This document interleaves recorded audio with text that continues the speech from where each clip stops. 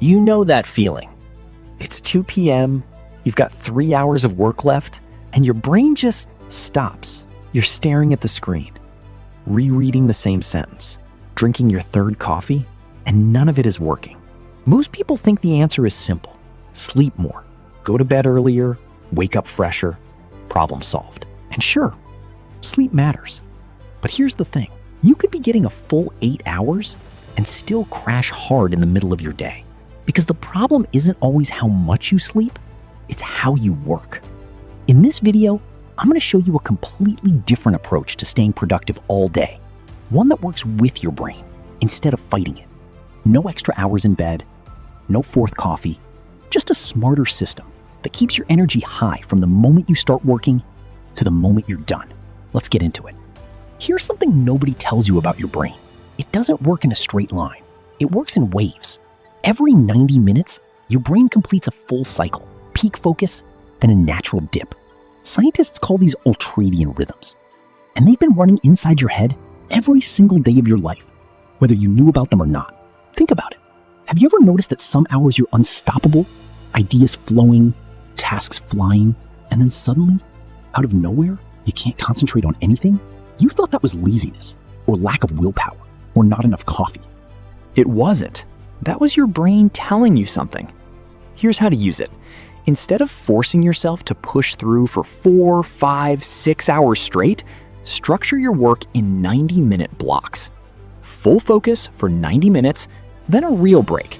Not a scroll through your phone break. A genuine reset. Walk, breathe, step away from the screen. Think of it like interval training for your brain. Sprinters don't run marathons. They sprint, recover, sprint again, and they go faster because of it. Why this matters? Because everything else in this video only works if you understand this first. Your brain has a built-in productivity schedule. Stop ignoring it and start running your day around it. And once you know how your brain cycles, the next question is, what do you do during those recovery windows? Because most people waste them completely. But there's one thing you can do in just 26 minutes that NASA figured out decades ago, and it changes everything. NASA ran a study on their pilots and astronauts, people whose jobs literally depend on staying sharp, and what they found surprised everyone. A 26-minute nap improved performance by 34% and alertness by 54%. Not an hour, not 2 hours, 26 minutes. That's the sweet spot. Long enough to let your brain recover, short enough that you don't fall into deep sleep and wake up feeling worse than before. Here's how to apply it. Schedule your nap right after lunch, when your ultradian rhythm dips naturally. Set a timer for 26 minutes and actually lie down. But here's the hack most people don't know. Drink a coffee right before you nap. It sounds crazy, but caffeine takes about 20-25 minutes to kick in. So by the time you wake up, the coffee is hitting and you've had the nap. Double recovery, maximum alertness. That's called a coffee nap. And once you try it, you'll never go back. Why this matters? Because instead of pushing through your afternoon crash with willpower and caffeine, you're resetting your brain completely. You come back sharper, faster, and more focused than if you never stopped at all. So now you know how to structure your work cycles and how to recover like a NASA pilot. But here's what most productivity advice completely ignores. And it might be the most powerful alertness tool you have access to right now, sitting right next to you. And no, it's not your coffee cup. Light exposure hacking. Here's the one that will genuinely change how you think about energy. Light is more powerful than caffeine. Not metaphorically, biologically.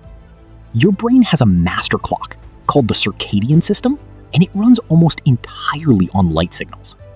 The right light at the right time tells your brain to be awake, alert, and focused. The wrong light at the wrong time tells it to shut down. And most of us are getting it completely backwards.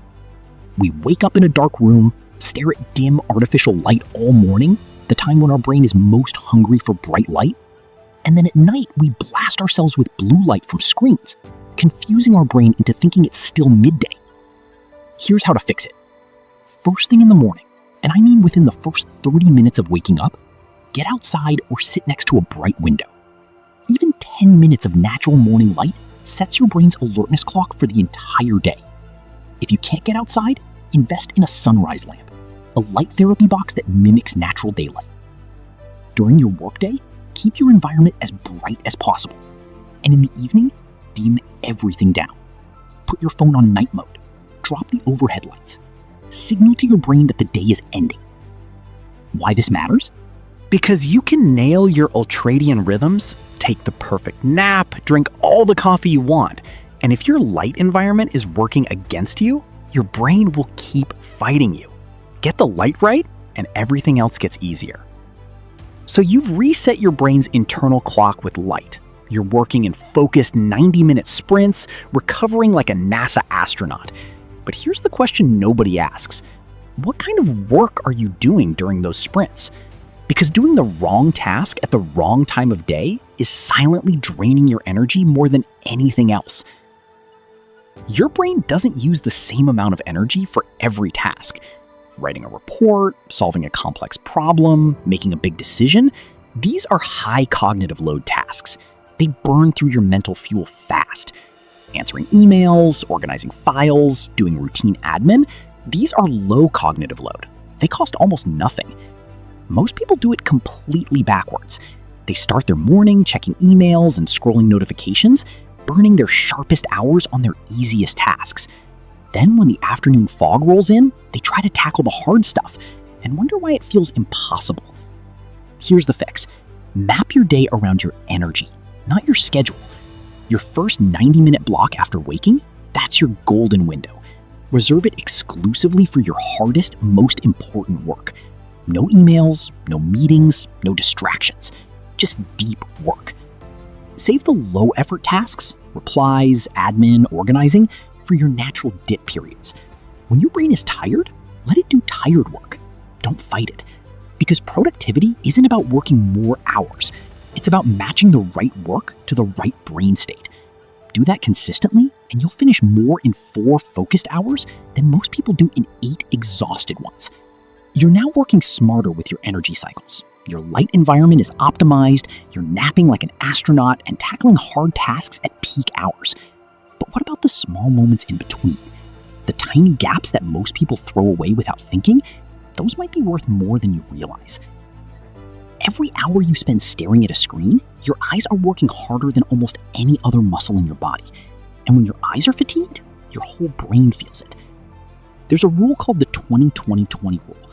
Every 20 minutes, look at something 20 feet away for 20 seconds. That's it. It relaxes the focusing muscle in your eye, reduces strain, and sends a small but powerful recovery signal to your brain. But micro-recovery goes beyond your eyes. Here's how to apply it. Between tasks, not between hours, between tasks, take 60 seconds. Stand up, roll your shoulders, take 3 slow, deep breaths. Step away from your desk, even briefly. These micro moments of physical reset interrupt the tension that builds up invisibly throughout your day. The tension that eventually becomes a crash. Think of it like releasing a pressure valve. A little at a time, consistently, so the pressure never builds high enough to overwhelm you. Why this matters? Because most people wait until they're completely exhausted to recover. And by then, it's too late to rescue the day. Micro-recovery keeps you inside your peak zone, not scrambling to get back to it. And all of this, the rhythms, the naps, the light, the task management, the micro-recovery, it only works consistently if the foundation underneath it is solid. Because you can hack your day all you want, but if you're starting from a broken baseline, you'll always be playing catch-up. Sleep hygiene and consistent schedules. Let me be honest with you for a second. This is the point most people skip. They watch videos like this, they try the naps, they buy the sunrise lamp, they restructure their schedule, and they still feel exhausted. And they can't figure out why. It's because the foundation is broken. I've been there. Going to bed at different times every night, waking up all over the place, telling myself I'd catch up on sleep over the weekend. And every Monday felt like starting the week already behind, already tired, already fighting. Because that's what an inconsistent sleep schedule does to you. It's like trying to start a cold engine every single morning. It takes forever to warm up, and by the time it does, half your day's already gone. Your body doesn't know when to be awake. Your brain doesn't know when to be sharp. So it's never fully either. And here's what makes it worse. Most people think sleep hygiene is just about how long they sleep. It's not. It's about consistency. Specifically, the time you wake up. Your brain runs on a biological clock, and that clock is anchored by one thing above everything else: the time you open your eyes in the morning. Wake up at the same time every day, including weekends, and your brain starts building natural energy into your mornings automatically. Fight that schedule, and you'll keep crashing. Every single day. Why this matters? Everything in this video, the 90-minute cycles, the NASA nap, the light hacking, all of it stacks on top of this foundation. And those strategies multiply. Get it wrong, and you're building everything on sand.